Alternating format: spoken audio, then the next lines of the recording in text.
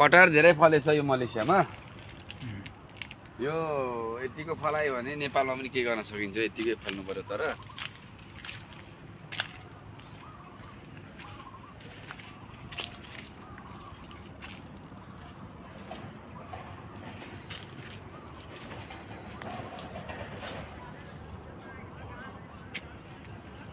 खै त बोलीचाली बन्द भयो त राजा। कटहरको विषयमा केही एक्सपिरियन्स दिउँ न। यति धेरै फलिरहेछ है।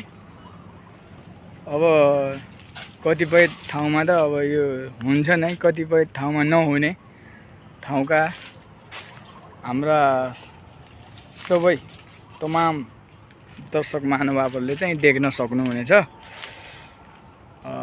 कटहर भन्ने फल कतिको कसरी फल्दो रहेछ त। तर यो त 20-25 राम यहाँ राम चाहिँ पाकेको छैन।